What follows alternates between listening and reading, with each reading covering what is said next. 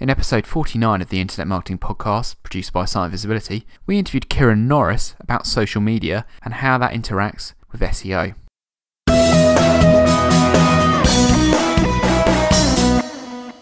I'm at SMX 2009. I've been joined by Ciaran Norris from Altogether Digital. Ciaran's Director of Search, Social and Affiliate, is that? I think that's my job title today, yes. And Ciaran's been talking on a number of panels today at the conference, but one of the ones that interested me the most was the what's new in social media. And it was quite interesting because your presentation had kind of two vibes to it. One was very much, okay, quite inspirational, okay, here's something that's really powerful, but on the same hand, you were kind of playing it down to a certain extent. Is it kind of like a realisation that social media is kind of gone over the peak of that hype cycle, or is it just a kind of realisation that it's not the elixir that everyone's been that thought it might be? I don't know. It was kind of it was. I guess I just in some ways wanted to sort of spike the Kool-Aid a little bit, and I think that we as marketers and particularly those of us in digital marketing can get a bit carried away, and because we use Twitter every day, and because we live on Facebook, and because we don't take a photo that doesn't go on Flickr, we kind of assume that everyone else does, and that the hype is justified in the real world.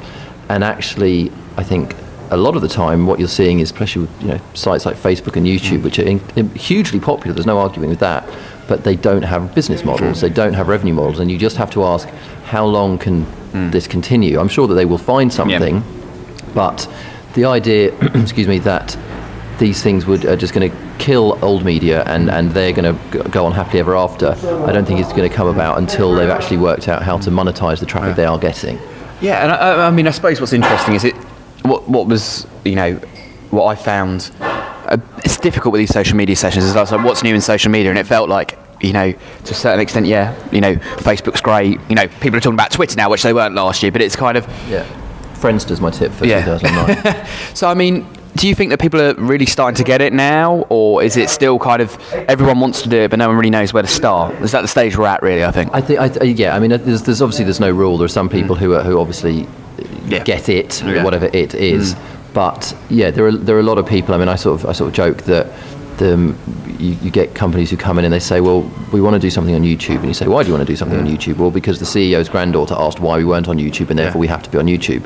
And I think there is still some people who very much are kind of, everyone else is doing it, therefore we have to, which is always going to result in the wrong answer. It's going to result in bad work. And then on the other side of things, there are people who probably should be getting involved but are potentially too scared, and often without good reason, because they honestly, they're worried about people might say something nasty, and it's kind of, well, people are saying nasty things whether you like it or not, but maybe if you talk back, they'll say something nice instead. And do you think as marketers we've been, have people been too quick to say, yeah, we'll create you a YouTube channel without actually thinking about what that's going to be? Is that a pattern you're seeing, and a lot of people doing that kind of thing? Yeah, absolutely. I mean, we get clients, and we had one only a couple of weeks ago, in fact, and through a partner agency, and they had their existing agency had said, so what we're going to do is we're going to create a YouTube, Flickr, and Facebook, and it's kind of like, great, what are you going to do with those? And that's where the thinking had ground to a halt. So having there's no harm in having all these channels, but they don't do anything without something in them. And I think this is what it comes back to with about what's going to survive. Old media, new media, it's all kind of meaningless. Is that at the end of the day, people like great creative. I mean, we have a sort of a slightly tongue-in-cheek saying altogether, which is entertain me or F off. And that's kind of how we think the consumer sees modern brands.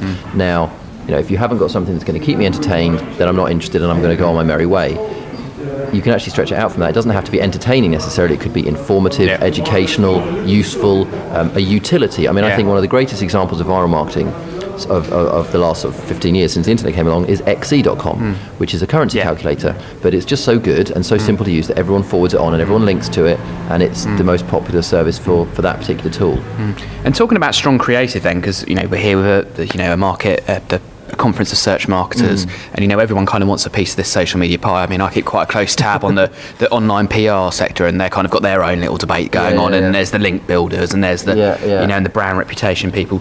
But you're talking a lot about creative. Do you think actually once the kind of ad agencies get their head around it, or the creative agencies, it's going to kind of just fall back to them, and it's kind of, although there's a piece of the pie for the the digital marketers now, they're just going to kind of fall, it's Yes and no. I mean, the most successful social media campaign we did was with a piece of creative that was made by an ad agency, which was originally intended for TV, but luckily the digital strategist at WCRS who we work with spotted the opportunity for this video, Do the Test, to go viral, and we worked with him to make that happen. So absolutely, there's going to be great work that comes out of ad agencies, but there's going to be terrible work that comes out of ad agencies, just as there is now. I think it's kind of the world is yours kind of thing, I think, in this space. And also I think because it doesn't necessarily have to be, when I say creative, it doesn't have to be video, it doesn't have to be an ad, I think that's probably where maybe sometimes the ad agencies will get caught up in their sort of old thinking, is that some of the link-based stuff that people like Linden or Rand or the Distilled Boys do, an ad agency would never think of having a "Are you a zombie?" quiz, but that's brilliant, and I think there's social media marketing is as wide as marketing. There is space for PR, there's a space for DM, there's a space for everything, and I think there will be people and different sort of groups of people and sectors that excel in those in all areas. And that Do the Test is a kind of a perfect example. Is for the people who I'll add a link into the podcast to show where that is. But that was basically the kind of one where there's been a couple now, isn't there, where Transport for London were illustrating the cyclist and people not spotting the fact that there was a bear doing the moonwalk. Exactly. Was there any particular that being such a great crossover example? What was what was the lessons that taught you from that, that you think's been really good, that people can apply to their own kind of content they're creating? I mean, I think what's interesting for me is as I compared it to another campaign which we did, which was for Brill Cream, which was also very successful. We're very happy with it, which was where we basically built a TV ad based on MySpace. So we used MySpace to audition people to star in a TV ad and to find a band, and we had about 200 entries for the video aspect of it and about 1,500 for the songs, which is actually pretty good. Like there are TV competitions where they only get 1,800 entries, and then we seeded the ad, which was again a nice ad, and we got like 250,000, 500,000 views or something like that, which we were pretty chuffed with. Then when we got Do the Test and we had a target of 150,000, and within a month we had 4 million views, we started to think, okay, well, there's something different here. I mean, there's an element of sort of Black Swan. It was just one of those things that caught the mood, and it just hit. There was some luck in that, obviously. But what I think is interesting is that the content has to make people sort of almost do a double take. There needs to be an element of, we want things to be viral, so you have to actually take it back and. Something being funny is not enough reason for you to send it on to your friends. And I think a lot of people mistake viral. They mistake viral with meaning video, and they mistake viral with meaning man funny, falling off a bridge. And actually, with the Do the Test and Give the Game Away, there's nothing funny about it. But because it's the unexpected. It's the unexpected, and people, we found from looking at the stats, people were rewinding it and watching it again because they thought we'd faked it. They thought, they didn't believe that when it comes in at the end, they'd done it.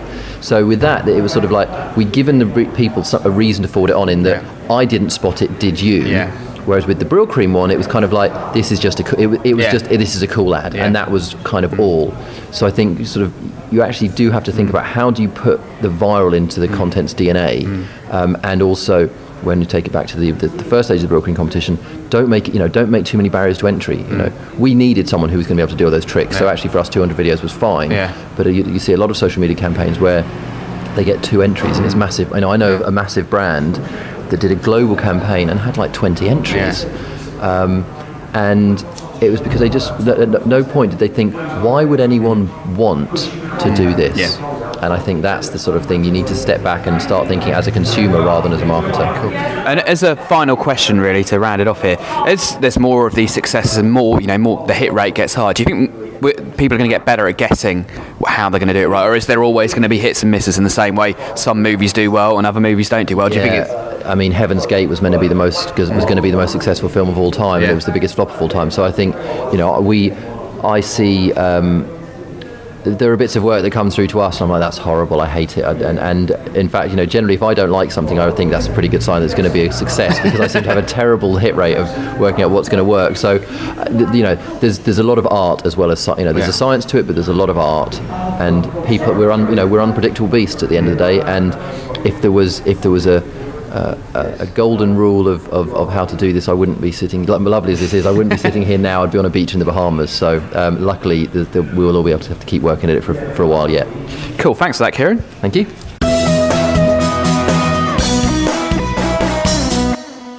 Thanks for listening. If you enjoyed this interview, you can listen to us chat with some more of the leading lights of the internet marketing world as part of our podcast. You can find that podcast at www.internetmarketingpodcast.org.